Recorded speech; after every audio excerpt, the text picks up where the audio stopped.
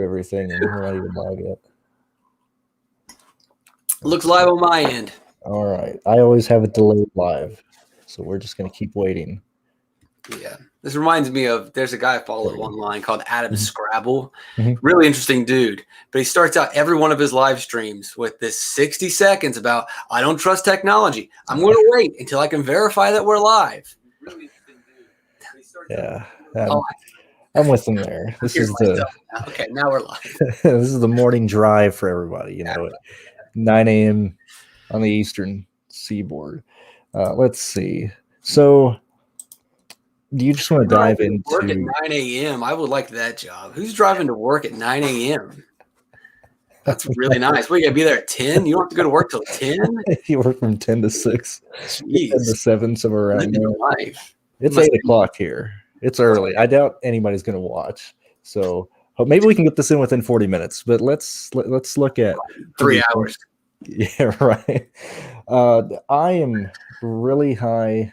I have 17 of my 20 lineups made. I have ownership to everybody inside the top 6, but my favorite guy right now is Harrison Burton.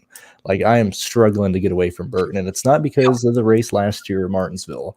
I just think he has a fast car in general, and I think he can pull away from Allgaier at the start of the race, and I don't think AJ is going to contend with him in the first 20, 30 laps. If he can hold that first place into the second restart, I think he's going to run away with this.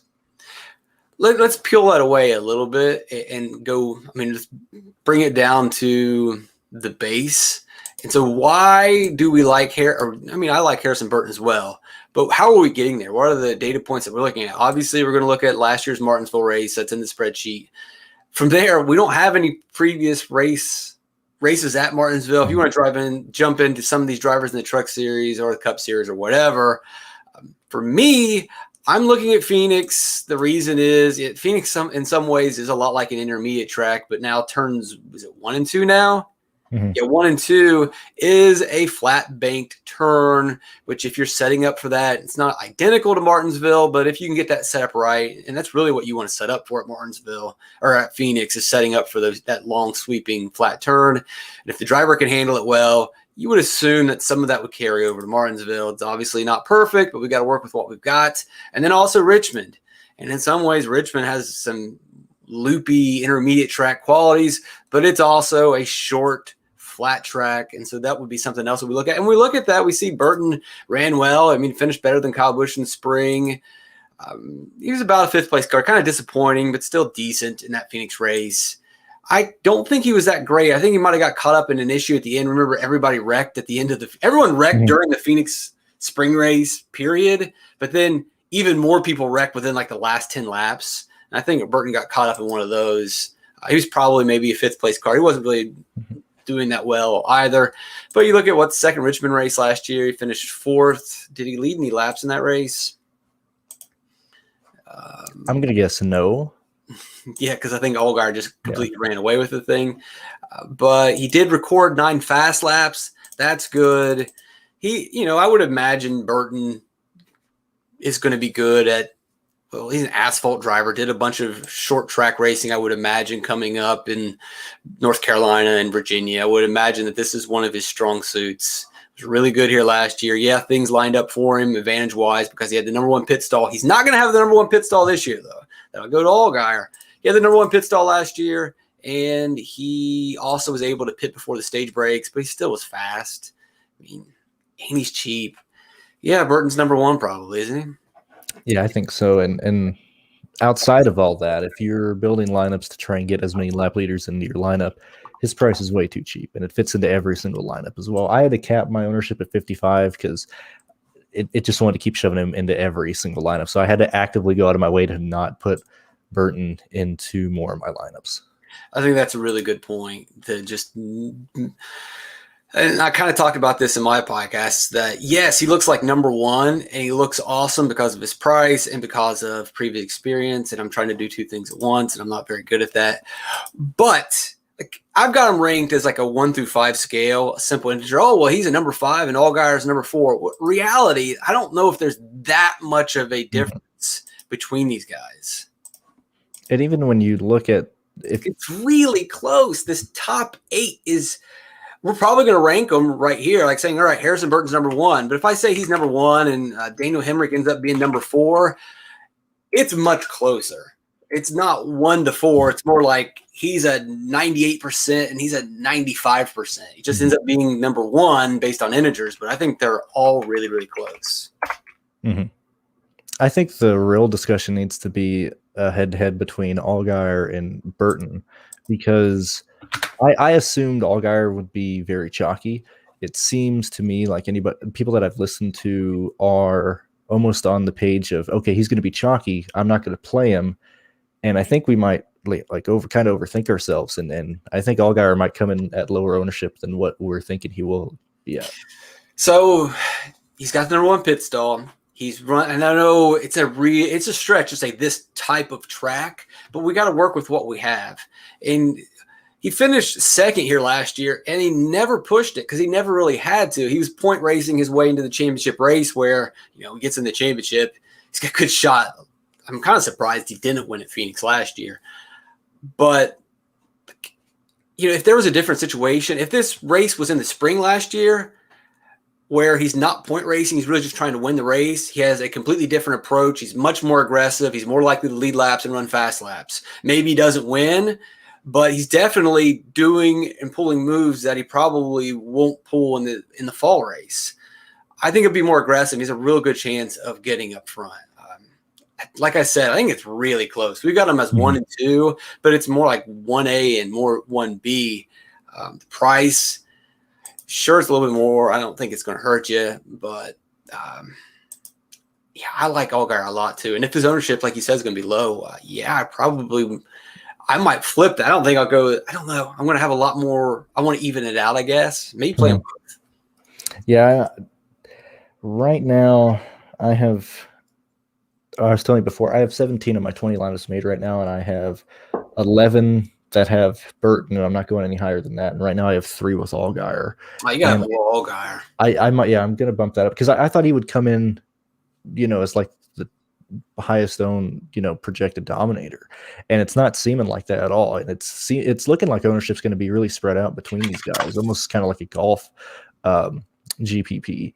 And if that's the case, I need to really probably hammer Allgaier a bit more.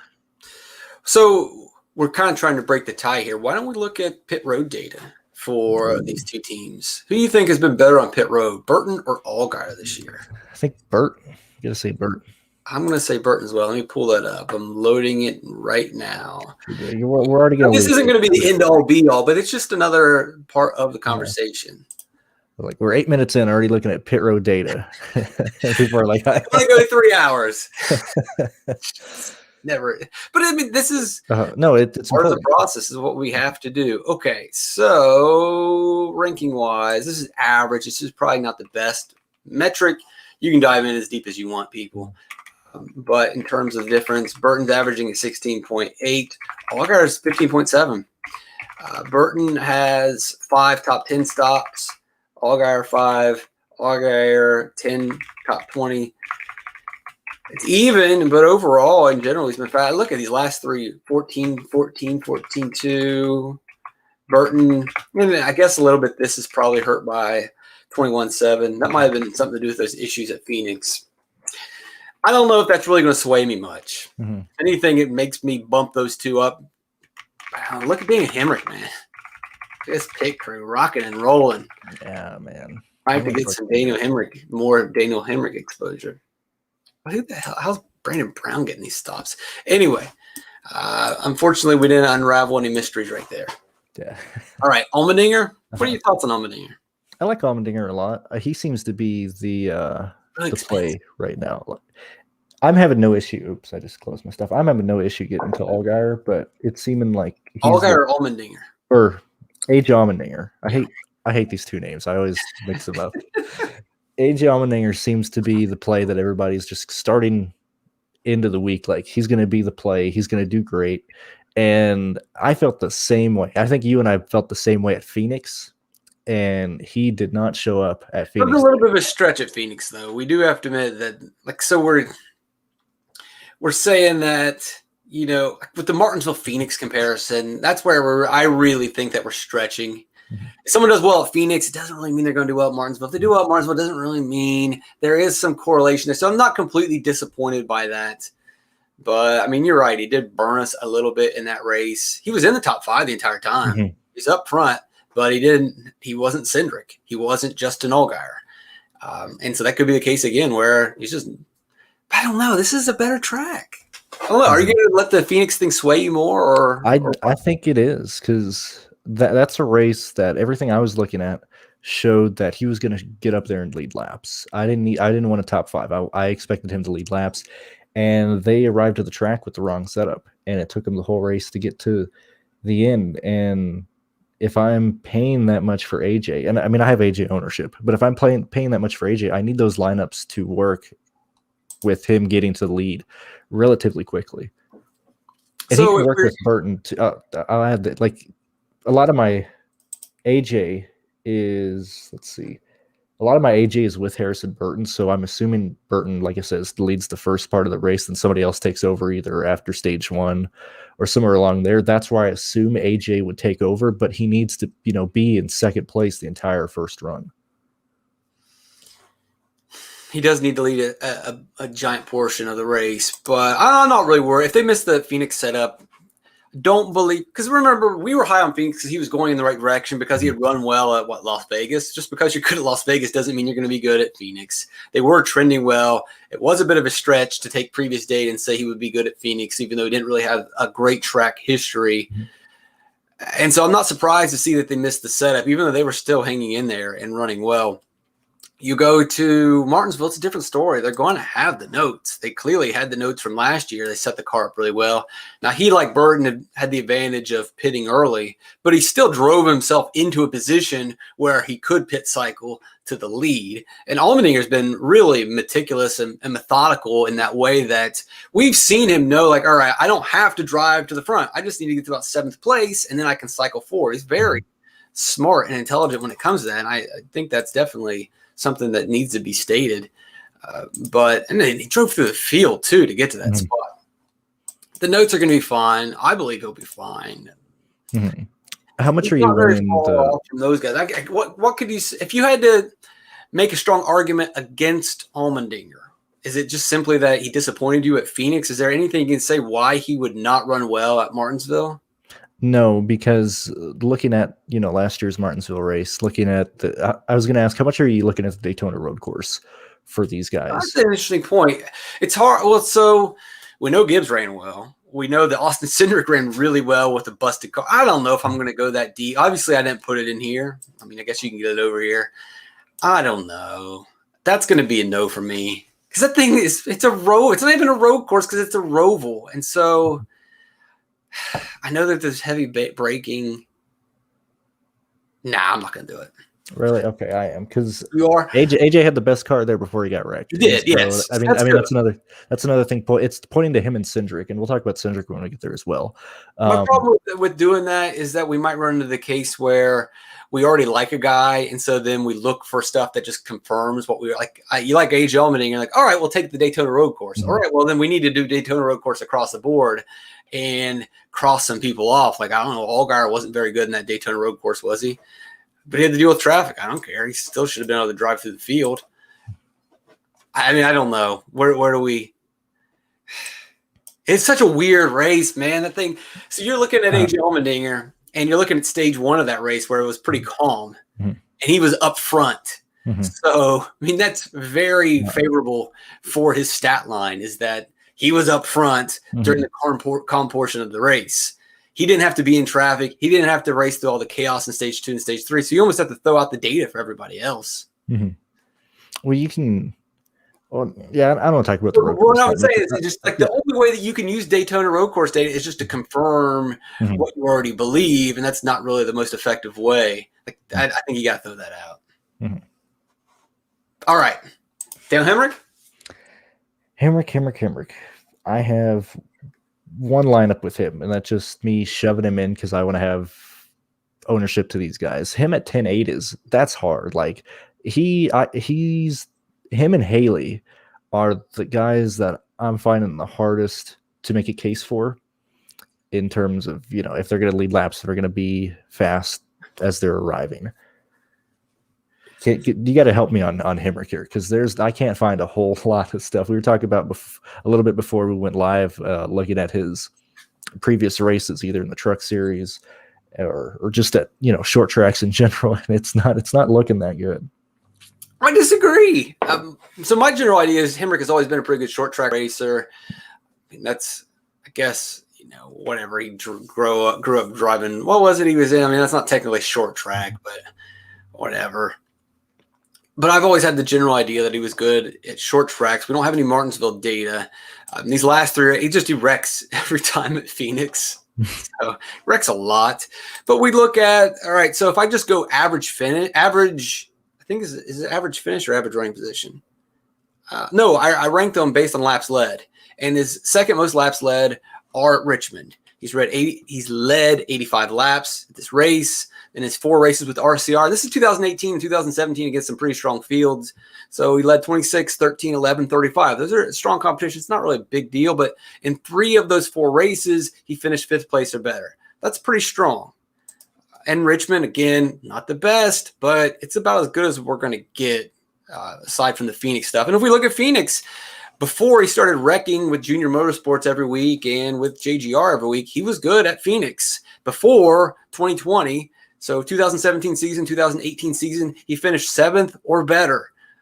That's strong Xfinity fields. He only led 1 lap, but I mean, that's, versus Christopher Bell's and Kyle Busch's and Brad Keselowski's and Cole Custer's and Chase Briscoe. And so that's pretty strong competition in those races.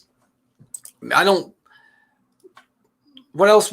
I guess we'll look at a New Hampshire race. Let's see. What did he do at New Hampshire in those years? So 12th in 2017, 11th in 2018. That's disappointing. We would like to see a little bit better performance there if you're looking for a reason not to play him.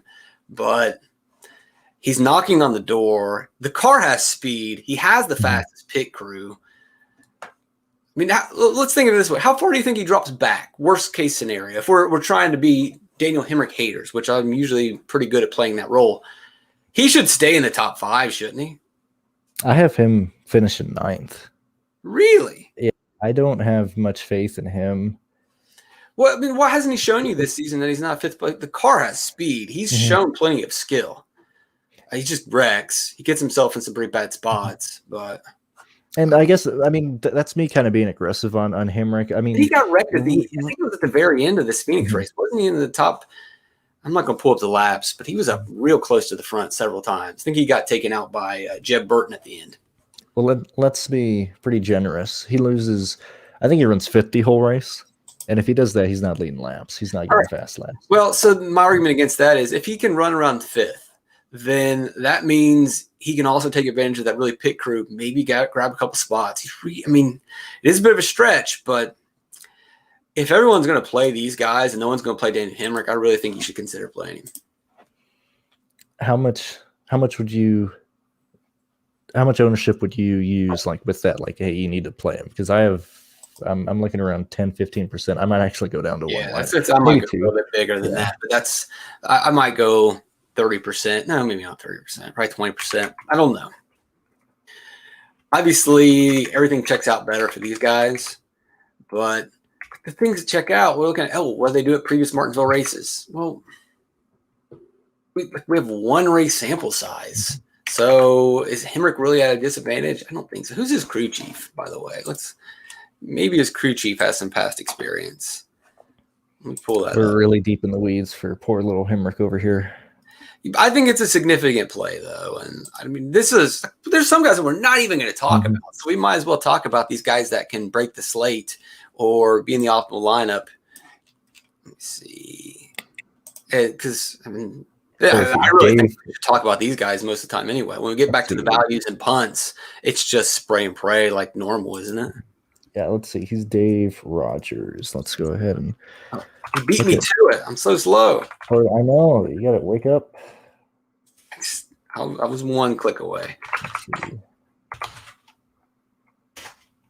I didn't know he helped left her out. That's kind of cool.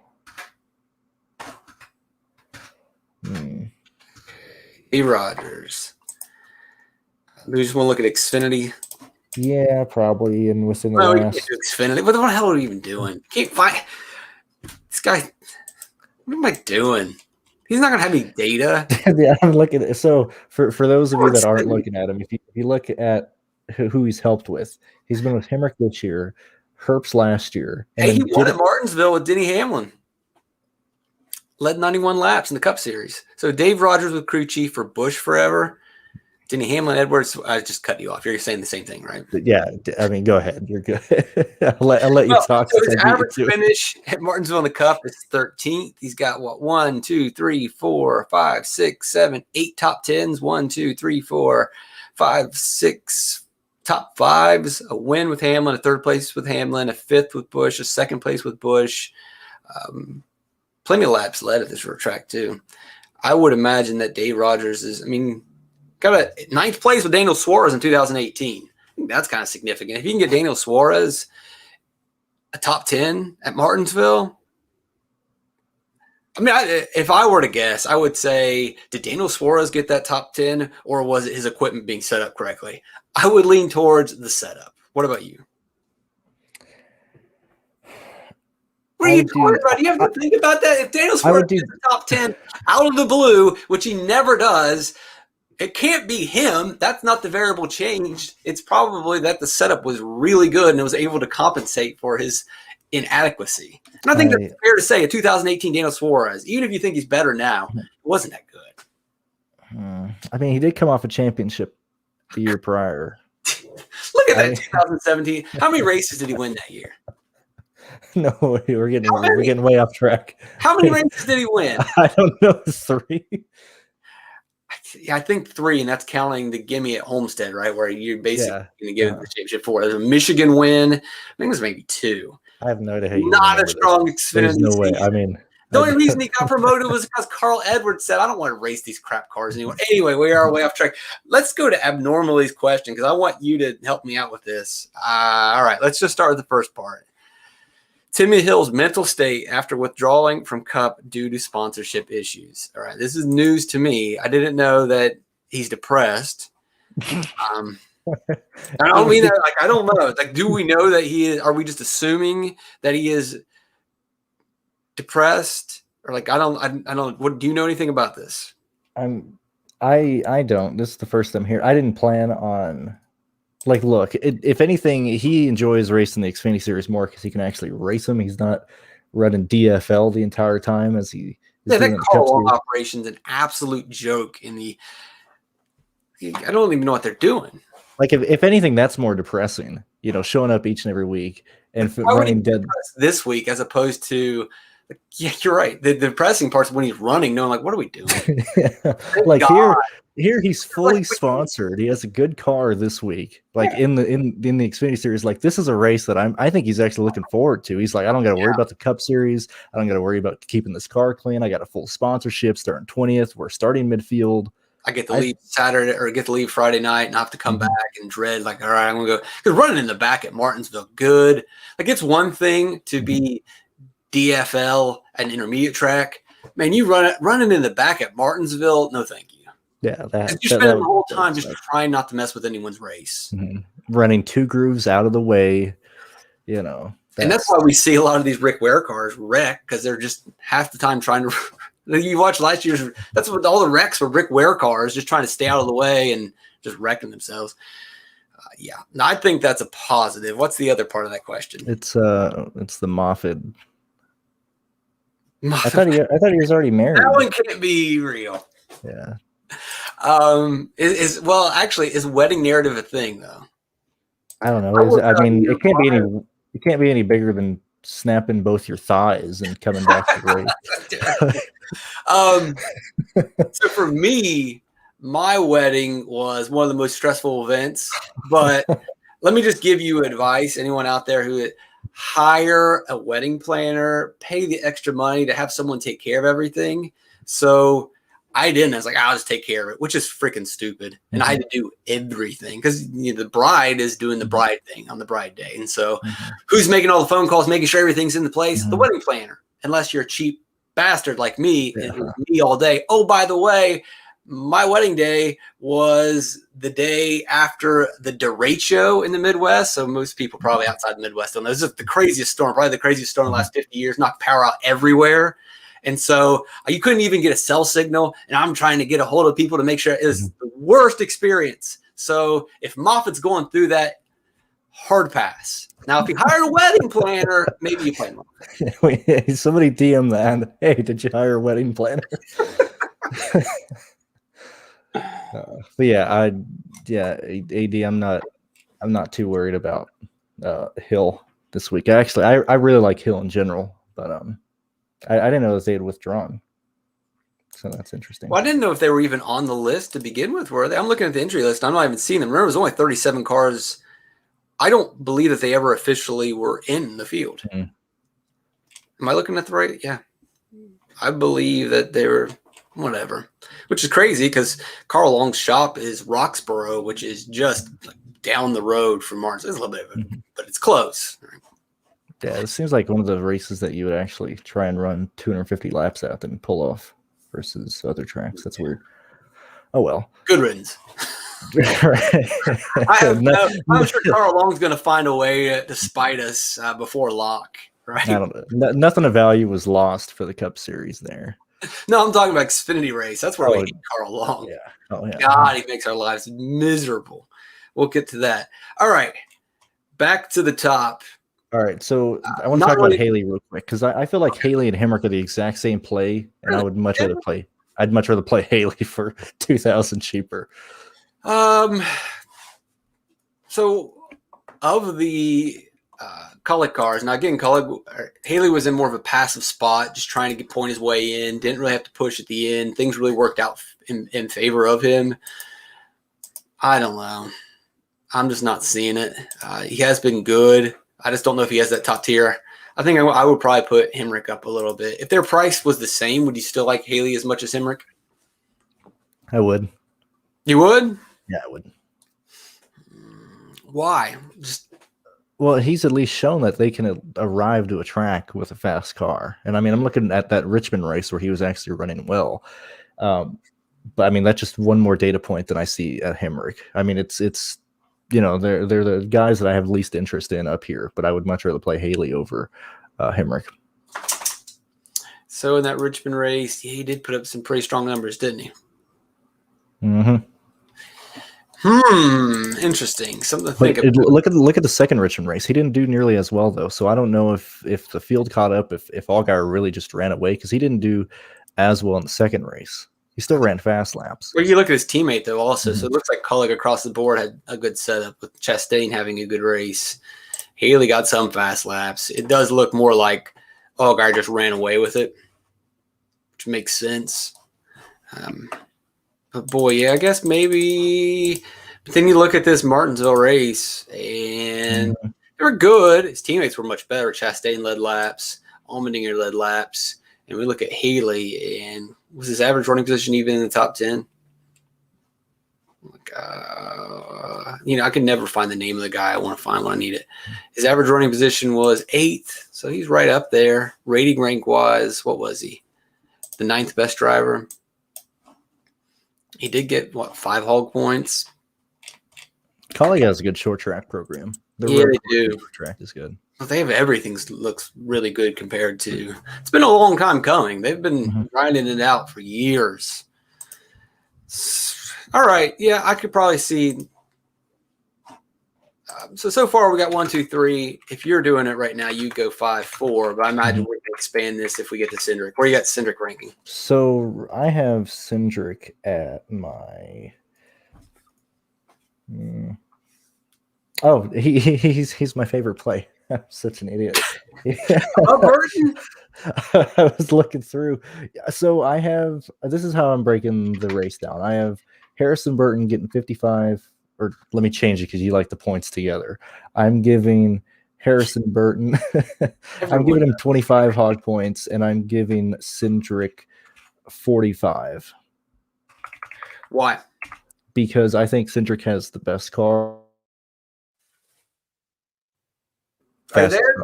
Oh, I lost you for a second. You think he has the best car? Why? Looking at how Penske has been running with this car like at all the tracks this year, showing up running fast. Yeah. And looking at that Daytona road course, just how well they were able to set that car up, even destroyed, and it still ran fast. Did run well at Daytona. Probably, I think he had second best driver rating, and that car was wrecked. Did he have? I mean, you look at these ratings, Daytona, whatever, but still, like, he went out and did what he was supposed to do. Daytona road course, second with a destroyed car. But we do need to mention that the destroyed car was his fault. So that's something that, like, yeah, the rating looks good, but this wasn't a mistake-free race. He made a big mistake. He could have won that race if he just didn't try to pass at the very end to get one stupid stage point that he's not going to need. Homestead, just whatever. It's Homestead. I'm not too surprised. I can't remember what specifically he struggled with at that Homestead race, though. Las Vegas, he ran over debris. Still the fourth highest rating. That's a smashed car. Well, he just lost a tire. Phoenix, he killed. Atlanta still has a third. He had a destroyed car at Atlanta as well. So there's two narratives here. Like, man, he's doing really well. He's doing really well in destroyed cars. He's also destroying cars. Yes, but he's finishing in destroyed cars. He's not DNFing, so that's improvement. But if you can, like, in 3 of these 4 races, he made a significant mistake. And you can maybe give him a free pass at Las Vegas. That I guess he ran over debris, didn't see it, whatever. But, this was a driver mistake. This was, that wasn't really his mistake either. He got caught in garbage. He was just in the wrong place at the wrong time. So, I don't know, I guess. Right, that was the Brandon Jones, Brett Moffitt wreck. He got collected in that. All right. Yeah, it's hard to argue against it. The only argument that we have is that he didn't run well at Martinsville. But, hey, if we're also going to say that Allgaier was pointing his way in, he wasn't aggressive. Haley didn't have to be that aggressive. He was going to point his way in. The race was kind of lining up for him. Same thing for Austin Cindric. He had not locked his spot into the championship race. He was trying to take care of his car. He wasn't blocking or making any aggressive moves, which we can see at Martinsville. And that's what you got to do. You got to block. You've got to really force your way to make passes, and you've got to take some risks. And Burton was glad to do that because he wasn't in the champ. Harrison Burton was glad to do that because he wasn't in the championship race. Same for AJ Allmendinger. And, you're right. We probably are. I am probably overreacting to this Martinsville race where he wasn't being aggressive either. I think you're onto something there. My total DK points for Cindric is 115 today. So you are really on him. I've got him at 80 right now, but I could easily I'm being pretty conservative. I'm just trying to make sure there's some exposure in the spreadsheet. I think people should download it and make their own adjustments, lock or exclude people. But obviously, one of these guys is going to probably touch 50 or 60. I don't know which one that's going to be. And so I've all kind of conservatively boiled down. All right, Riley Herbst, that's a no for me. Yeah, big no. Not in this conversation. No Gragson will slide in. What do you think? I like Gregson. I got to get used to saying that. I'm never going to. Is it? I mean, it is Gregson. It is. I was wrong with Gregson, but I can't stop now. I don't. Gregson. Names. I cannot doesn't make it sound E-A. Is it long A or A? What's wrong with these people? I have no idea. I can't talk because I say Buford, and at least I get Gorm right. We're probably going to find out that it was Buford. I'm just waiting for that. It's going to happen. Yeah. It always happens. All right, Gregson, where you at? So it seems across the board that people are going to fade Gregson because they are not liking what they're seeing. I'm not necessarily giving him a lot of laps led or fast laps, but if people are actively trying to get out of their way to not play him, I would much rather play him over Hemrick. Well, so since you are talking about that, let's go ahead and I'll give you 30 seconds. Gregson, Hemrick, is there going to be an incident? No. You don't believe that these two nuts are going to bump each other? I don't think so. I don't think so. I'm sure. And I love Greg. I mean, if anything, it's just going to be Gregson dumping Hemrick. Like, what is Hemrick going to do to Gregson? Like, if Hemrick dumps Gregson, Gregson's just going to kill him in the. I don't know. Hemrick punched him in the last. I don't know. Do you think it's over? I guess that's the first question. Do you think it's over? Yes or no? No, it's not over. But Gregson's going to win it. Once feels like I need to get him back. No, I mean if you think Gregson's going to go for revenge more likely than Hemrick. Oh yeah, Gregson. I mean, he'll put a stop to it. Do that, right? Because if you don't, they're off next week. You need to, do it now. You can't let this thing keep carrying over. You can't let it carry over to Talladega, can you? I don't know. I mean, look, who wins this? I mean, it's Gregson 9 times out of 10. No one wins; they just only lose. I guess the question is which of them is stupider or the stupidest? And I don't know the answer to that one. I think they're both idiots, and I believe that they're both going to be boneheads and make a terrible move. Like if you just who is foolish enough to try to settle a score? Well, Hemrick is foolish. Gregson is as well. The only thing I would say with Hemrick is, man, he has wrecked so many cars over the last couple of years. He really cannot go. I think he's got decent finishes this year, except for Phoenix. But he's really not in a spot with his career to do anything stupid. Mm-hmm. Yeah, Hemrick is. Gregson has got all the money. Gregson has all the swag. It's. Well, it's not that he's swag. He has literal cash that he can go out there and destroy his reputation, which he's done before, and he's got the money to buy another ride. Hemrick is run out of chances, and he cannot behave that way. Mm-hmm. Yeah. He's vulnerable, like you said. All right, but doesn't really, because all it takes is one of them to do something stupid and it ruins both of them. We're not really high on either one. Since they are at the bottom, I would say that's enough to push them off the board if you wanted to. Plus, the price is not really forgiving for Gregson. Hemrick's not really that cheap either. Let them wreck each other. Just don't wreck Austin Cindric in the process. Yeah, don't take out any of our guys. I got 3 lineups with Gregson, 2 with Hemrick right now. And it doesn't even take a big wreck. If you watch the Cup race from last year, Eric Almirola bumps Boyer out of the way, and then about 100 laps later, Boyer returns the favor. I don't know if that will satisfy Gregson's lust for revenge, but if Gregson's on the bumper of Hemrick, Hemrick's going around. I mean, yeah, that's what it is. Like Hemrick, if Hemrick's behind Gregson, he's not going to do anything. if Gregson's going to use the bumper, dude. Yeah. I watched the Atlanta race. I had missed this. I forgot. Gregson was moving Truex at the end of that freaking race. Yeah, he was, man. Gregson is. I mean, I love him. I need to buy some. You can't move those co-drivers if you ever want to get into the series. Oh, he's just a hard racer. I don't care, folks. There's politics. You've got to make friends. You don't move a JGR car. You don't move Truex, who's led 17,000 laps in this race, just because you have. Gregson really doesn't care. I don't think I've really said this much on my stuff, but I'm gonna say it here. Like Gregson has big dick energy. Like I've never seen any driver that runs like that. Like it's true. Like no, yeah, he does. But and a lot of oh well, he's spoiled. But man, I don't know. Some of that is spoiled. But there's a lot of spoiled people that have that energy that they just don't care. They've never had to care. They've never had to worry about anyone else's feelings. They think that the world revolves around them because, for all intents and purposes, the world does revolve around Noah Gragson. Mm-hmm. It always has, and it always will. And he's not going to change.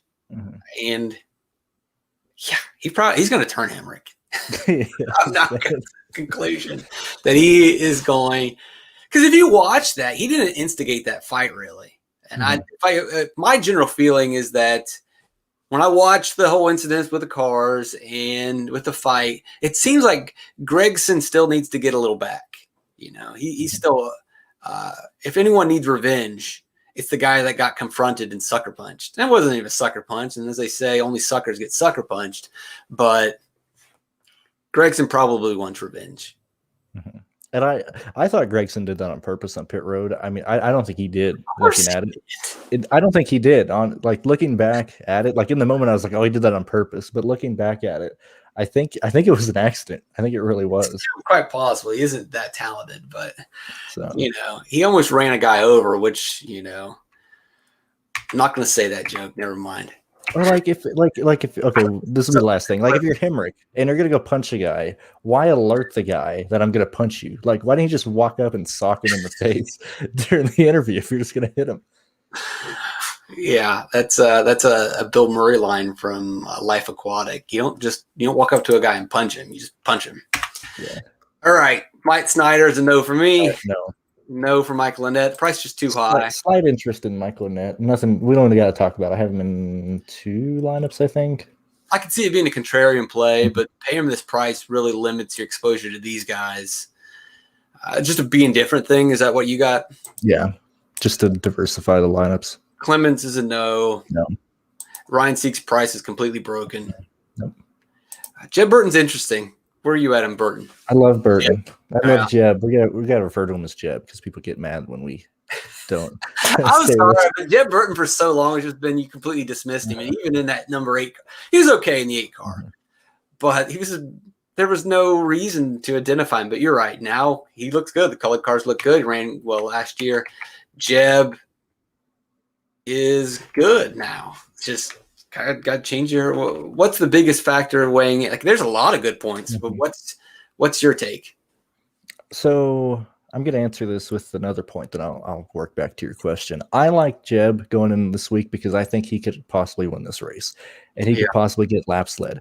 People are liking him as the value play, and there's nothing wrong with that. But I project him as like, an off chance. Too low. Like this is pricing error. When you got Ryan Seek at 96 and Jeb Burton at 7,800, this is straight pricing error. And because that pricing error, he's being considered a value play. At $9,000, he would be in play, and no one would use his value word at all. So keep going. You could.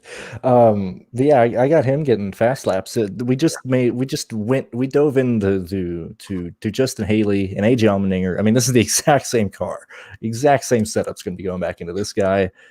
I think he's in play there. And if this is a race where you want to try and throw in as many potential lap leaders as possible, you can easily chuck in Burton, or you could throw in both Burtons in a lineup and then still pay up for a guy, and it's not going to hurt you on salary.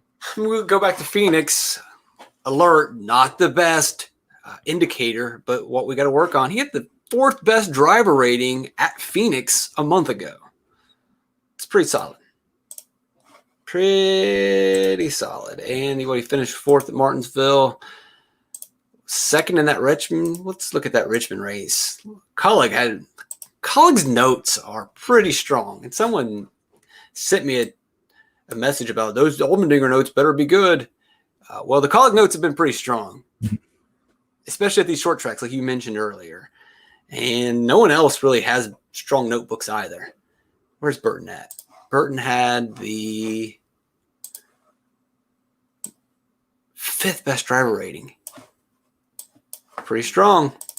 Yeah, I love Jeb Burton. My biggest concern, though, is he is super aggressive. It's worked out for him so far this year. It's been more bad luck for everybody else. But, yeah, Jeb Burton might be – you think he's going to be – it's hard to predict ownership, but he will be my highest owned driver. What about you? He is – I'm trying to be under the field on him. I love him, but I'm trying to be under the field because I think he'll come in as the highest owned driver, and I don't want to be even with the field if he's like 45, somewhere around there. And I'm trying to play him – like all my Jeb Burton lineups have like a really low owned guy to just get off that ownership. But I think Jeb's the best play on the slate. Like if you want the picks, as I said in my video, it's Jeb Burton, man. Yeah, he is. Across the board, cash, GPP. Stats check out. Current form checks out. You want to play home track narrative. I mean, technically, Sobo would be his home track, but when we look at the NASCAR Top Series, Martinsville is the closest track to the Burton compound. So this is a place where he should run well. And Ward and Jeff are going to talk to these guys like, you need to bring home another grandfather clock. It's true. Well, Harrison got one, didn't he? Yeah, they got. He already has one. So Yeah. Ward's Jeb just needs one race. I don't care what the trophy is at this point.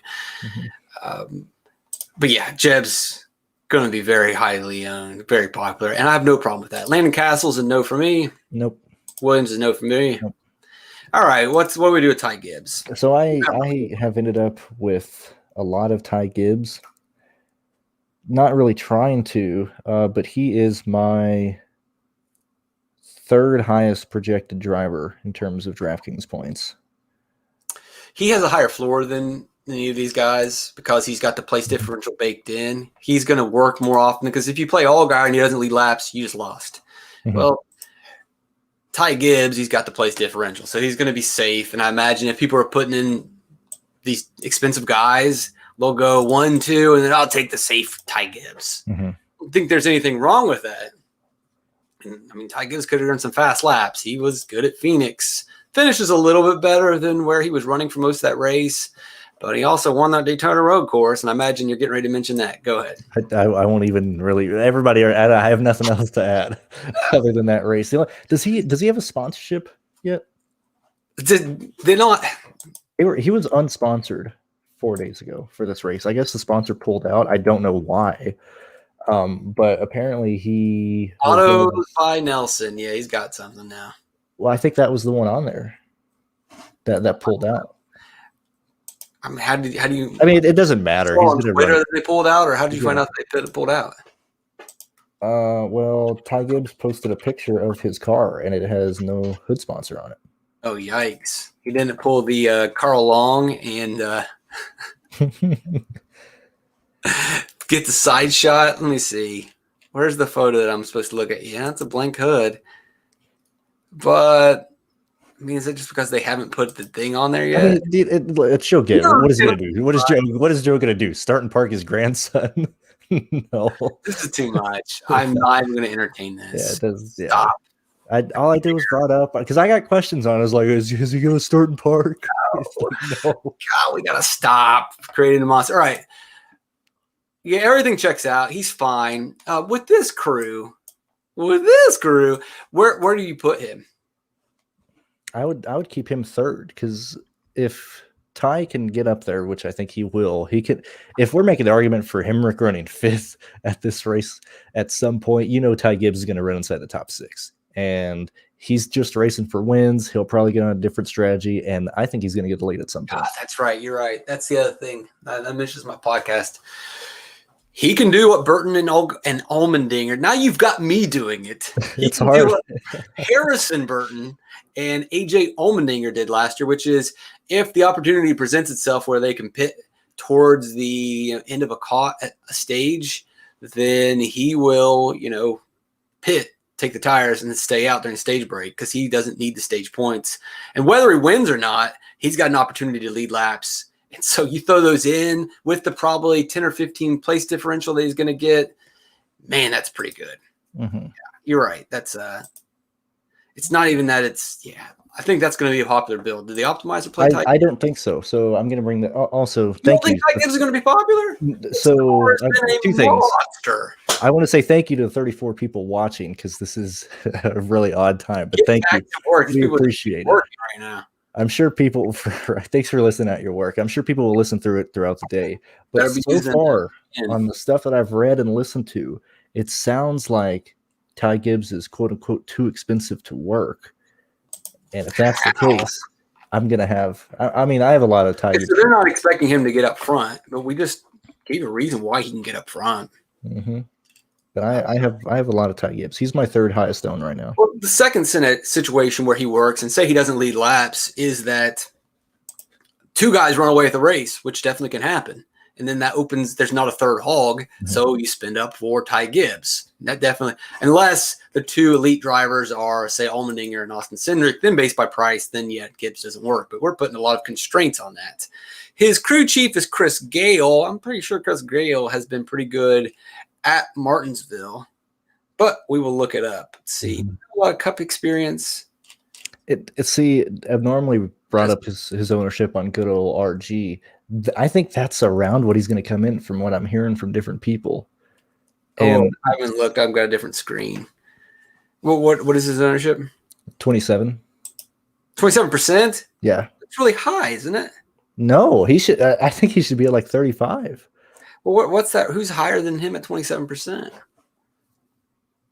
I don't know. I don't pay for. I don't pay for these. I think 27% seems pretty steep. Really, I think that's really low. If that's the case, I mean, I'm close to like 45, 50% on him. Yeah. Let me see. Martinsville, Chris Gale. Because not very good. Chris Gale sucked at Martinsville. Now that's with Eric Jones, who also sucked at Martinsville. But was it because Eric Jones, or was it because Chris Gale couldn't set up for Martinsville in the Cup Series? Josh Berry's 40. Oh my Lord, what is this? What Burton is that? Come on. I need to know. Now I sound like one of those boomers again. I don't know what Burton you're talking about. Josh Berry, 47%. Yeah, that makes sense. Which Burton are we talking about? Yeah. See how that works? Yeah. Yeah, it's not very fun, is it? But, I realize where other people get that. I've got a screen here, though, when I talk about Burton.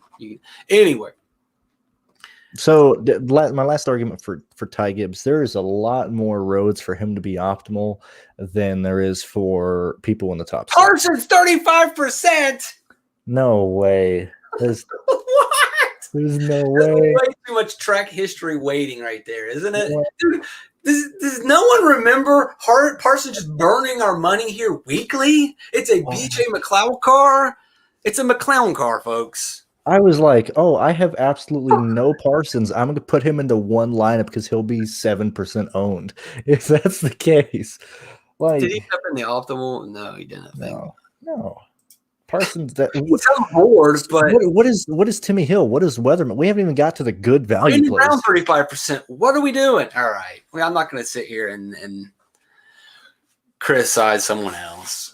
If you are more than glad, go ahead and nail these. I'll defend them, but it doesn't mean that they're going to happen or not. But all right, we're getting off track.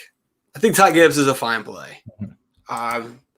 If you don't want to put him in third, that's fine. If you're looking for a reason off of him, like I was pulling up here, is Chris Gale stuff. This is him in the Cup Series. Not good. That could be Eric Jones. That could be Chris Gale. I don't know. Is Gale who we had for the road course? Yeah, but then Chris Gale's fine at the road course. But then again, Eric Jones was good at road courses as well. I don't know. I'm pretty sure that Joe Gibbs Racing will have a pretty good setup for Martinsville, and Gibbs is going to be just fine. And late model race experience here a couple years ago. Tom and Joe Martins, no. You have any interest in these guys right here? No. Brown, I do. You do? All right. Tell me about Brown and why you're getting there. Is it contrarian? Is it just you're riding the hot streak? Well, I don't think it's necessarily a hot streak. I think he's a top 10 car, and his pricing's he's underpriced in that situation. Do they have an alliance or something? I can't remember what it was. Yeah, no clue. I got it in one of my notes somewhere. What did he do? They did something. They made. Oh no, it was just. It was that his crew chief is somebody who's kind of important. And the crew chief said that they have so much free time because the cars are just perfectly set up and they've got, he didn't say more funding, but he said they're not spending as much time working on the cars this year, that he's actually able to spend time developing Brown as a driver. So whatever, I don't care about that. But the fact that their cars are all built and set up and ready to go, and they're not, having to repair cars every week. They're not, going through those small team issues. It's good. Positive. They look like, what Sieg was supposed to be. Yeah, or right? Clements back in the day. But even then, 10th place car. I know he finished, third at Phoenix, but that thing was a mess. He ran inside the top 10 for most of that race, didn't he? Average run position of 11th, rating rank of 8th, so he's probably 8th place. I don't know. I'm not going out of my way to get to him. Are you? No.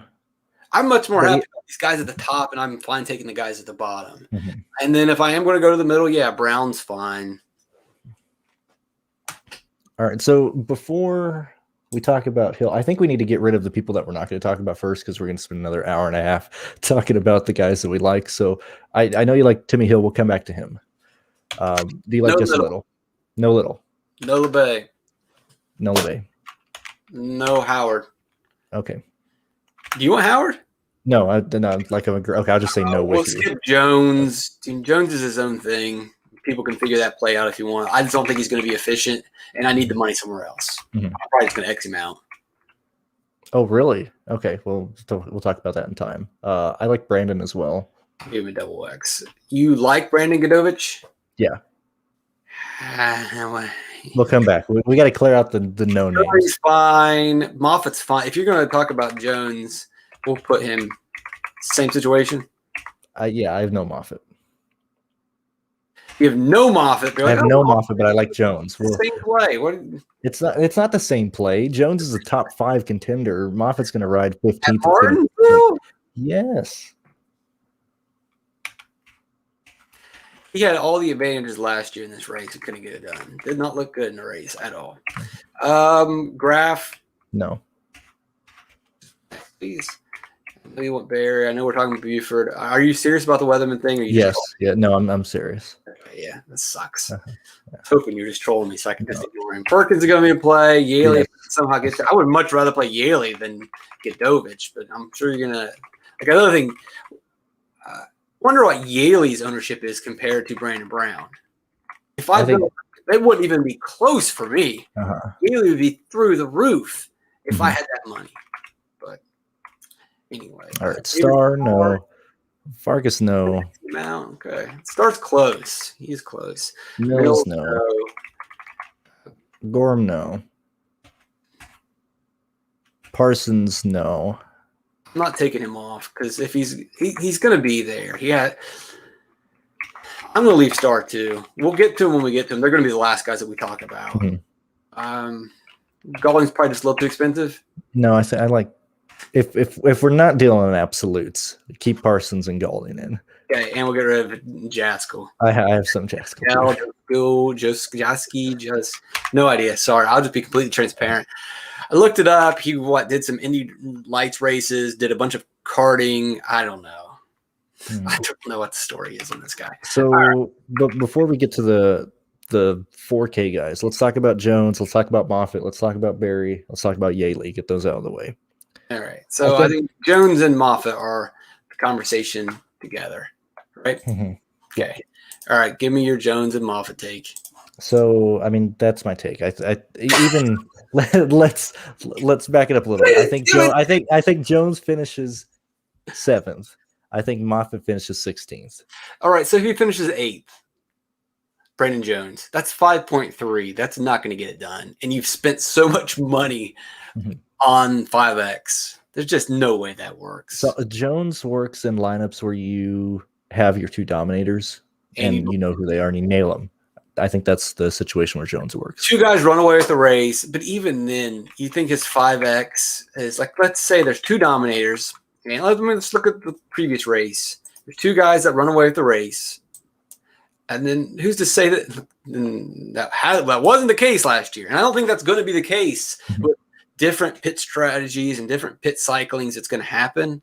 And different guys having good restarts and whatever and bad pit stops. I don't believe that 2 guys are going to run away at this race. But let's say that is the case.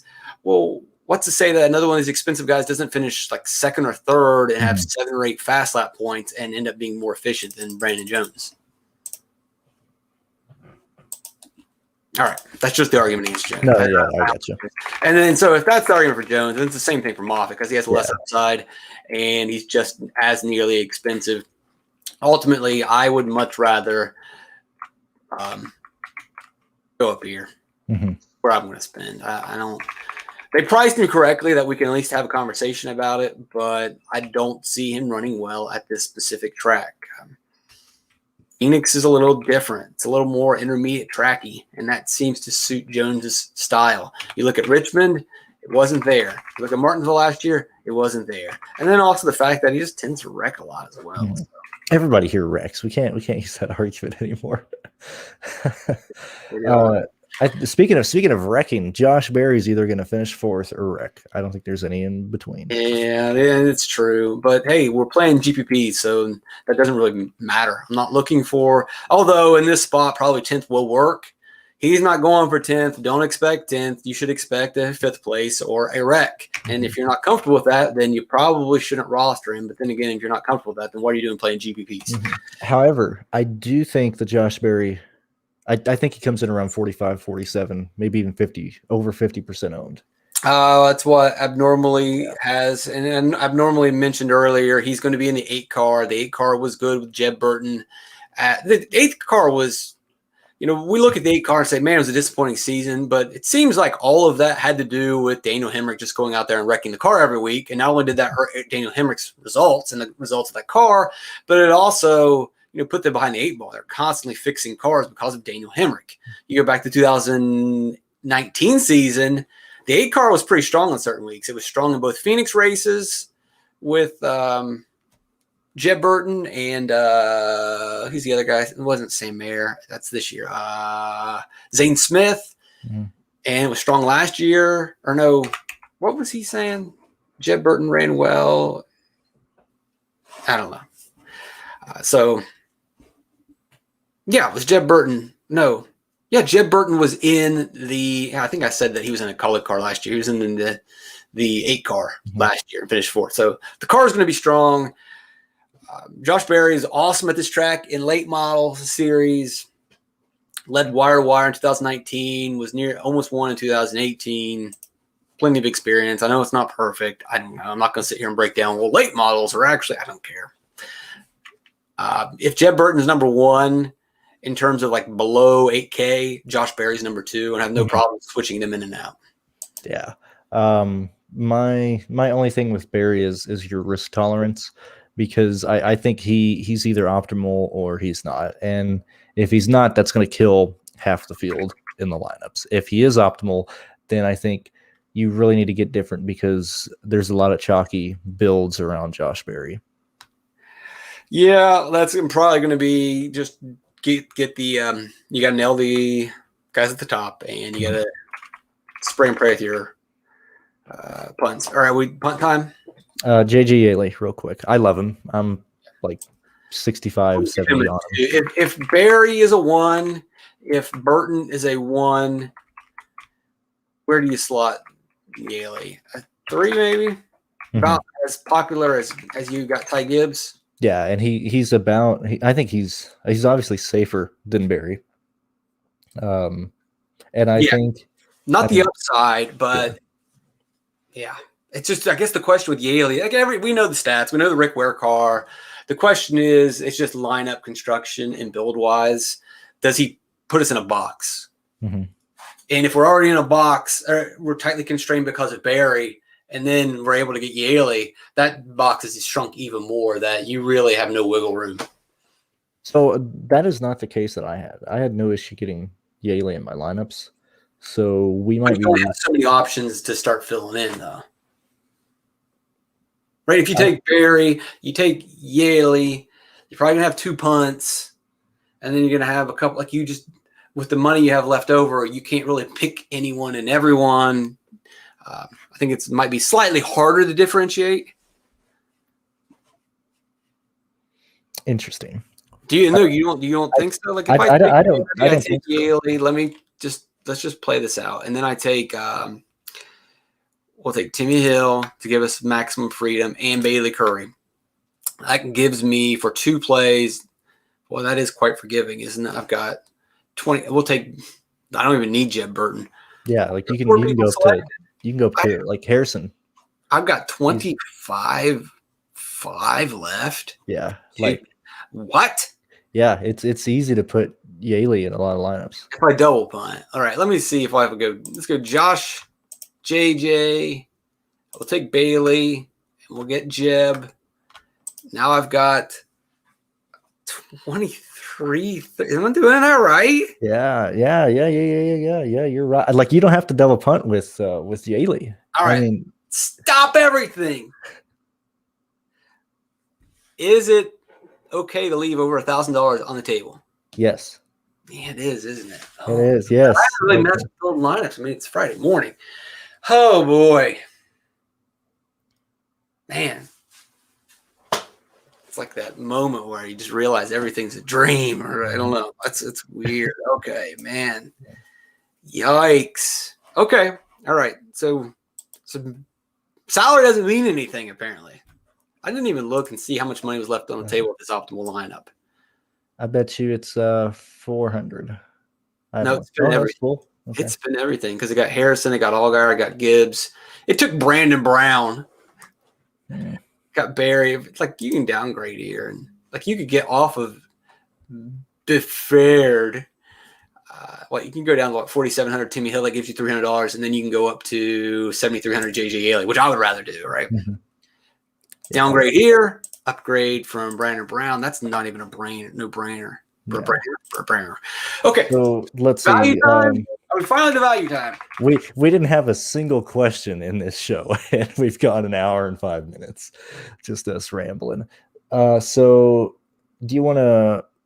Let's just talk about the 4K guys. Let's just do them all. Or, okay, do the 4K guys together.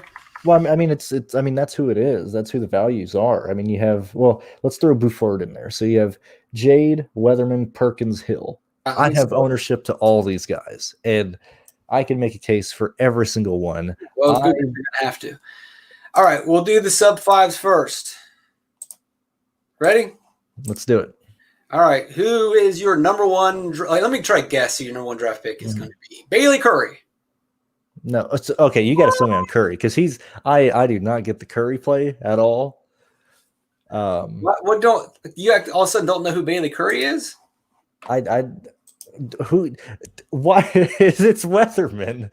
If we're looking at it, Mike Harmon car, who is why do you like possibly going to Weatherman run better? Like Bailey Curry has been a better driver than Weatherman. Uh-huh. Bailey Curry has better finishes than Weatherman. What? I don't even understand how you could compare the two. No, you got to. Tell me. All right, I don't know. I don't know. Like I feel like Weatherman has the better chance of being optimal. Like when I was running my projections last night, when I got everything done, it was just Weatherman popping off like crazy. Whoa. Let's see. What do we have? What do I have Weatherman? I've got him projected finishing 25th, which he's only, what, has he even finished 25th this season? He finished. Please don't tell me it's because of the Daytona Road Course. No. It was an absolute wreck fest that he absolutely benefited from. He hasn't finished 25th or better in any of the real races. And a lot of these he's wrecked. He's had mechanical failures. What did he do last year at Martinsville? He finished 30th. Why are you liking Weatherman? I will play some because I have to. But if I were out there and I didn't have to play Weatherman, I would not play Weatherman. Interesting. Very interesting. I have Weatherman projected for 36 DraftKings points, and I have Curry projected for 20. All right. Why do you have for 36? I think Weatherman finishes inside the top 20. Why? I think so. Let's back up. So Mike Harmon has had 2 weeks to get this car ready. They have a real sponsor. They've been promoting for a week and a half now. Same thing for Bailey Curry. I've had 2 weeks for Bailey Curry as well. Less time. You do, yes, but you're getting more place differential, and I think they're going to finish very similar. Like I would not be shocked to see them both getting more place differential. You just know he's starting further in the back by 5 spots. So he's starting 5 spots further back. I'll give you that. Mm-hmm. There's a reason why he's starting 5 spots further back. You know why that is? Because he's been 5 spots worse than Bailey Curry this season, and it's not even in doubt. It's clear. All right, so how do you have him finishing where you have him finishing? Like, what is the data point that you're looking at? I'm looking at the road courses. I'm looking at other short track races and other times that they've had an off week before. With stage breaks. I feel like I'm far in the weeds. I'm like looking at quarterbacks coming off a bye week. This is Mike Harmon coming off a week off, and they normally left-handed quarterbacks versus wind coming out of the northwest by to 15 miles an hour. But yeah, I think I was shocked that you were not on Weatherman because I thought for sure you would be on him this week. I have no reason to be on Weatherman. There's no data point that points me towards Weatherman. I cannot find one. What would show you that he was good? I can't find anything. I'm going to play him because I have to. Curry, on the other hand, has been good. Martinsville, he blew a tire and wrecked. If he doesn't wreck, he will finish better than Kyle Weatherman in that race. Mm-hmm. Yeah, he wrecked. That's fine. If you want to count that. But he wrecked. He did wreck. Blue tire, went in the wall. I think he hit the wall a couple times. It happens. Mm-hmm. You look at Phoenix this year. Yeah, he wasn't a 7th place driver, but he was running well in that race. I just needed to finish 20th. Hey, he finished 15th at Phoenix last year, 19th at Richmond, 21st at Richmond. What's he done this year? He has improved. Once he got, his mechanical issues out of the way, he started getting the finishes that we would expect, not making mistakes, taking care of the car. Kyle Weatherman, on the other hand, is not doing those things. He's not getting the results. Curry's trending in the right direction. He's been better at these short tracks. I would imagine that he is a late model racer. He probably spent a lot of time running, these half-mile, 3/4 of a mile racetracks, I imagine, in Texas. I'm not really – you would know more about that than I do, but I would say that this suits his strength. And it seems like it does. When you look at Phoenix, you look at Richmond, you look at these races, those are the races that he's run well. He's 4,500. I don't see how – maybe 18th is a little steep. Mm-hmm. But let's see. If I grid him at 20th, he gets, 29 points. Weatherman's still at 23. I still like Bailey Curry more. And I think I've made a strong case. Mm-hmm. But again, these are all just spray and pay punts in the value in the back, and any of them can work. So, like we said earlier, we're going to rank them 1 to 6, but they're all pretty close together. Mm-hmm. All right, where do you have Curry then? Off the board? No, I'm playing him, but he is probably my – let me rank the actual plays that I like. So right, I would put Weatherman first. I put Perkins second, Hill third. Oh, you're the same guy who hated Perkins at Phoenix. What's going on here? Like, you loved the ARC. Who was the ARC guy that you loved in the Truck Series? I forgot his name. It was not Moffitt. Brett Holmes. There we go. Brett Holmes. You loved Brett Holmes. I love him. And then now Perkins. You don't blame Perkins. Oh, well, he's never done anything. He won 3 road courses. You're the guy that loves road courses. Exactly, and he runs short. Oh, now you love it again. This is the track that he should perform at. Like this is the track, and look, if we're talking about some bad equipment, like I don't know if Mike Harmon is going to hold. I don't know if Timmy Hill's going to start in park. This R Motorsports car will survive the race unless Perkins.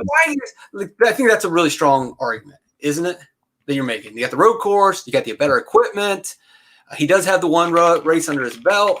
Then why isn't he your number one? I mean, he's starting a spot further back than Weatherman. He's cheaper than Weatherman. Why isn't he a spot further up? Look, we've seen it before. Like, we've seen it with Curry as well, to where the Mike Harmon cars get in the top 15, maybe in the top 10. I think play these idiots every week now. I think Perkins.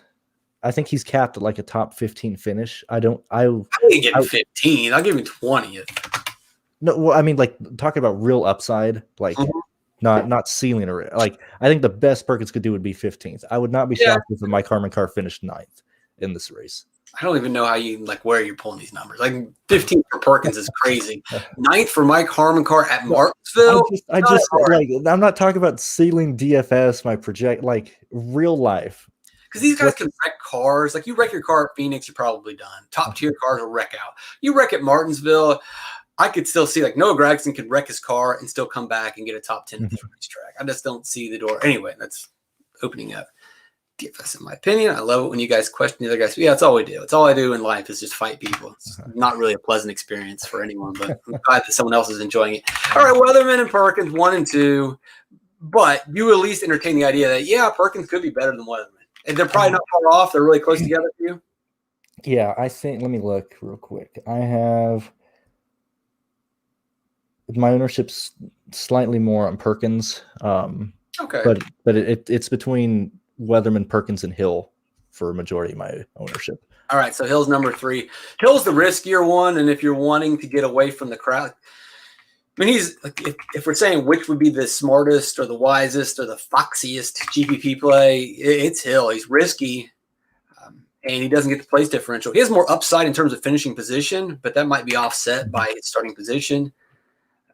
People will probably just say, it's Tim Hill, it's a Carl Long, not trust him as much. I would probably play Hill. I'm going to play Hill more than I will Weatherman. I don't know about Perkins. What about you? It would. I could actually say, I don't think Weatherman has a chance in hell at getting a top 10. I don't think Perkins gets near the top 15. I could see Timmy Hill getting a top 10. We saw him get a top 10 in the Truck Series a couple years ago, and I used a little bit of But he's going to do it. They're going to do unconventional pit strategies, and you go in there and you hold your spot and you block, and he can make it work. And he has full sponsorship. He's good to go. But he's slightly depressed.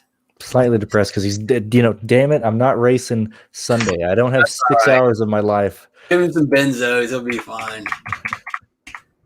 Anyway, benzo and Adderall. That's probably what they're all on. Yeah, there you go. Okay, 4. I would have Jade over Curry, but you're selling me more on Curry. Fine. I'm not super. They're all so close. They're also. That's why when I see what was the AD had as far as ownership for. Did he have a Buford ownership on there? I don't think so. I don't think anybody's going to own Jade. What am I making up? What did I see ownership for? Barry, Burton, Parsons. Oh yeah, Parsons was really high. Oh yeah. All right. Anyway, yeah. So they're all close to me. I like Curry. I just don't see the data points for Weatherman. I see a lot of points for Curry. I see a lot of points for Hill. We've got the Perkins thing, even though we're kind of stretching with the ARCA West road course. I mean, that is really like, oh, it's ARCA. No, it's not even ARCA. It's ARCA West. Oh, wow. And it's a road course at ARCA West. That's what we're going to – we don't even know. Oh, what that in a field of 11 cars? All right. Like, was he even racing against other like, human beings? Was this just like AI out there? He's playing first against a bunch of NPCs. Yeah, he was dad paid to go out there and race against him so he could just see how to won. Anyway, but if we're gonna do the road course theory with Perkins, then you got to play the road course theory with Buford, and the equipment's pretty good. So let's just do a real quick equipment check. If you're a rank equipment here. Oh, it's and you can factor in sponsorship too. Who has the best car amongst this crew? I think it'd be Perkins. Yeah, I agree. Number 2 best car. Yeah. And then I would probably best car. I'd probably go Hill. Yeah, I think because with sponsorship, they've set this car up before. I know it's a little risky to say that, but if they've got money, Carl Long's team and Timmy Hill and these guys know how to set up race cars. That doesn't. I don't think they have as much raw cash as probably Berchetta and Big Machine. Mm-hmm. But as far as like just knowing what to do and you use your time wisely and use your money wisely, I would say number 2. Is 3 Berchetta or are you going with Harmon's? No, I'd go with I think Harmon has the worst equipment. Yeah, Harmon. Yeah, it's Mike Harmon, folks. I'm sure these frames are from 2015, and everybody else at least running stuff made in the last 5 years. We can pull that up. I mean, I'm not going to look at it, but you look at the original entry list, they'll show you like what kind of chassis they're running. Yeah. But anyway, but that doesn't mean anything either. We've had people in really old stuff be good. Yeah. Okay, let's look at. I'll draw a line here at 50. We'll do it at Greg Golding, since you kind of had interest there, and then we'll wrap it up after that. So real quick with Gray, I've talked about this before, and this might be me. There's 3 guys, so you want to start with Gray? Yeah, let's start with Gray. So this might be me. Paying attention to his Roval race when he had a full sponsorship for Mike Harmon, but I mean he was running 10th in that race until he cut a chicane and didn't stop and stopped being scored for 3 laps. And we've seen Gray run well this year. I'm sorry. Yeah. Roval last year. Obviously, they haven't run the Roval this year. Yeah, last year. That was good equipment too, though. It was, and so that's something to bring up. But I think Gray has a chance to finish very well here. Like I said in my podcast or video last night, like I wouldn't be shocked if he finished 17th. I would. Now he's expensive, and it's going to take a lot for him to finish 17th. But I wouldn't be shocked to see that. The story isn't so much Greg Golding. He's a talented race car driver and was a playoff driver a couple years ago. It's just that he's got a Jimmy Means car. Now, fortunately for him, it's probably just mainly because of him, the Jimmy Means car is finally starting to look kind of like what it did in 2018 with David Starr driving, but that's all that it looks like. And if you remember, David Starr and the Jimmy Means car was 25th, 26th, 27th car at best. That's where we're going. Now, maybe by the end of the year, Jimmy Means and Golding working together can improve that, but it's way too early to move them any further in this equipment. He knows, and you look at his results, like these are the results of a guy that knows what kind of equipment he has. His driver rating is terrible. He's out there just making sure that he finishes, and through attrition and smart moves, he's getting decent finishes. Decent finishes for his equipment.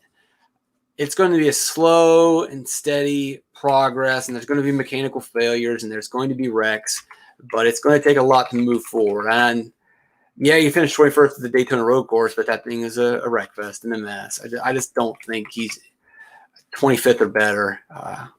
And plus his price is not really helping you, so it doesn't really work for me. All right. Like I said, I think that's more me being a Gray fan of how he ran versus DFS. I think he's maybe it's a Jimmy Means car because I liked when he was the 07 car, was it 08? He was really good. That's how he made the playoffs. Didn't he make the playoffs? He was close to make the playoffs. Maybe, I don't know. He's a good race car driver. He's just always had terrible equipment, and you put him in good equipment, and we could really see. And I don't think he's great, but he's clearly better in the car. Mm-hmm. David Starr, this is so like, oh, I've got money, I can afford him. Well, leave money on the table, right? Yeah, that's what I would do. I don't have any Starr or no Graf. Matt Parsons, he is starting dead last, and he was like, oh, well, he finished here, and he finished 18th at Phoenix. Got in a wreck at the end of that Phoenix race. What was his running position? He finally did not spin out. I'd pretty much given up on him at that point. But then I think he proceeded to wreck again the next. Let's look at what he's done this year. He didn't race at Atlanta? Didn't race at Atlanta. All right, Parsons in that Phoenix race. What was his average running position? Well, Steph, 27th, folks. Oh, man. The thing turned into a mess. Remember at the end of the race? Wreck. And so he gained 10 spots. If he finishes 27th, sorry, you're not going to win the optimal lineup. And hey, what did he finish at Phoenix or at Martinsville last year? 24th. That's probably not going to close. I bet one of these other guys just does a little bit better. I don't mind, you're two punting. If you want to say, hey, I got enough money, I've got a couple of these guys, maybe I'll do a Weatherman and Parsons. I'll do a Perkins and Parsons. That's fine with me. He's probably the only guy in this range that I would take. I know you like Gaulding, but I'm not going to force it. I don't like this range at all. Like, all right, talking real talk. You don't. But if you had to take anyone in this group, you're going to take, I guess, Gaulding. Probably Gaulding and Parsons. If I can avoid, I'm either leaving money on the table or playing the guys in the fours. Yeah, I will go the same route too. I might end up here.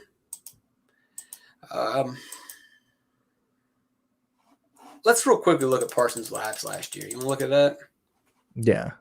And Parsons is good on short tracks. And this is back when I don't think he was on DraftKings because they were late entries. Remember, this is a BJ McClown car, and they fail constantly. So you look at last year, he drives his way up to 28th. So he starts 35th. He's in 28th by the end of the caution. That's fine. I don't really care. You're supposed to be there.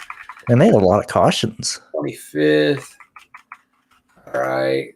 Cycles on pit road. Gets up to 20th. Gets up to 19th. That's pretty good. Is that the first stage? Yeah. They've had 5 cautions in the first stage. 1, 2. No. There's 3. 1, 2, 3. Spin out. And when you spin out, they got to throw the flag, and then you get other things. I can't remember. You can look that up. Look at the race notes. Drops back to 29th. I don't know whether they only have one pit crew. I don't know what happened there. Sometimes happens. 29th. Running in 30th for most of stage 2. This might be a wreck fest. I didn't even really look at this. 7th. Cycles up, not really passing people. Cycles to 20th. And then fades. Kind of holding position really here, right, so far. Losing spots. Really, it's just pit road up and down. He's not really passing anybody in the top 25. Let's see if he passes anybody here. Oh, no, it looks like pit road changes again. Just kind of holding spot. He's not dropping. He's not passing anyone either. But he did get the 25th. I can imagine him getting the 25th again. He probably should pass the cars running, in the back 30. I could easily see him finishing 25th. That's fine. But if he finishes 25th, what's that give him? Where do I got him at? 26th. We'll give him 25. That gives him 30 points. Right now, I got Buford possibly getting 33. I got Perkins possibly getting 35. Hill getting 31. And that's not even – I could be a little bit more aggressive with Timmy Hill.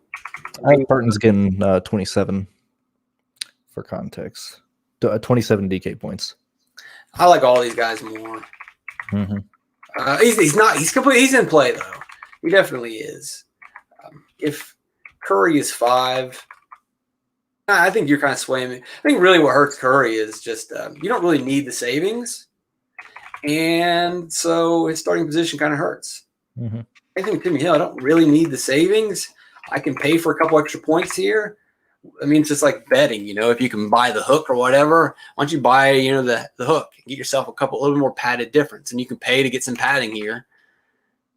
So why take the savings and the risk with Hill? It's same thing with Curry. Because they all have hard ceilings probably. And so I guess that adds Parsons like, all right, like if you can pay up to get these extra points, it's not a terrible play. He's in he's in here too, right? If I were to reframe this and say 52 or 100, where would he go in this crew after going over that? Probably 5. I think he'd probably be the Doesn't least. Have Buford. Yeah, it's fun. He's at the bottom of that list, either 4th or 5th. Let's do it like this. Yeah, he's at the bottom. That's fine. I don't disagree with any of these. I probably won't have Golding or any of these guys up here. All right. Any final questions? As a person drove into a wrecked car last year at Martinsville, looked fairly easily avoidable from the camera anyways. Yeah, they're idiots out there. I'd have to go look and see that one. Let me pull up my race notes, see if I got anything specifically on Parsons. Here, I'll answer the top 3 cash plays because everybody's going to play them, and they're real safe. I would put Perkins, Yaley, Barry. There we go. Bam. Wait. I got you on Barry. I got you on Jeb Burton. Put those 3 together. See how much you got left for 3 other guys. That's all I got to say. But Perkins, Parsons, Donald Theach, and BJ McLeod wrecked at the end. They ripped up the track. It's one of the reasons why. I don't know if this is specifically why, but I think it was McLeod went flying through the grass. That's why they paved it. Yeah, possible hit, and that's why they had a long red caution because of it, and I guess that's why they paved it. Thank you, BJ McLeod. It looks ugly as sin now. All the tracks that get pavement. It's not Atlanta. Atlanta's going to keep that 5 foot. Not any of the. I got a story. I'll tell you off screen after this. They're going to do the pavement. All right. So I get you. But why you really think Perkins is going to be cash? If I was going to enter cash, I mean that would be the core I would roll with. Okay, well, yeah, you're right. You got to take one of these cheap guys, right? That would be the core. The core is going to require one of these guys, and you think, I can't disagree with that. Perkins seems. He doesn't have any Martinsville experience, though. It doesn't matter. Flat track like this. We have to dive into that today. Let's see. So if I put those 3 tracks, figure out which one would be most similar. Perkins, Yaley, Barry leaves you 9,900 left for 3 drivers. Average. They're 99 on average. So knock yourself out. If you do a GPP to kind of sway away from that, where would you pivot from Perkins to? I would probably leave Perkins and pivot off of Barry. Okay, that's fine. But if you were to answer my question, who would you go to? Weatherman? Yeah, Weatherman Hill. I really think Hill is kind of the sharpest way in GPPs because the more I go over it, it's like, oh, these guys are safe. Pay for it. Hill can somehow get into a top 10. Hill's the best driver of this team. I'm really tempted to throw Matt Mills in a lineup and max that out. Like if I spent all the salary on Matt Mills, I don't think I'd be bad. Yeah, the car is going to break down. You know what's going to. Now he did have tires. Remember these Richmond races where even when he explained like why he ran well, he doesn't even really have a good explanation of why he was good at Richmond last year. Like, well, we had tires. Is that really it? All right, I'm highlighting. If people want to hear my highlights of people that I think I need to get a lineup to or make sure I have ownership to right now, it's Hemrick and Matt Mills. Probably one of each, just to make me happy. Because I already have ownership to everybody else that I want. He's going to end up with 40 lineups. All right. Any more questions? And then we have something that how many DNFs are we expecting? I don't think there's going to be a lot. I think a lot of guys just out there turning laps. Mm-hmm. Instead of last thing. Hold on. I forgot it's a night race. This is legit. You might call me crazy, but I got to see what the moon is looking like. It's not a full moon. We had a full moon a couple weeks ago. Okay, I think it's a. I think it's a waning crescent. Today's moon phase. Yes, waning crescent. Elimination 6%. So that's good. We do not want a full moon on a racetrack. I'm serious. I'm serious. I'm dead serious. No, I believe that. I mean, Matt Mills. This is the point. You're going to tell me that the moon can affect the tides, but it can't affect human beings? I don't know. Stop. Yeah. I do believe in werewolves, though. That's funny. Just the Haley night race there. I mean, I look. I'll make the moon. I'll make the Matt Mills. We've talked about Haley. Moon phase column here in the spreadsheet. Oh, that's my Patreon. What the moon's looking like. I think we're gonna. I think it's in retrograde. Okay, we got to shut down before we say anything stupid. Like we're having solar flares affecting the UV rays as well. It's gonna melt the tires faster. I'm so sorry, guys. Thank you guys for spending an hour with us, hour and a half. Thank you guys so much.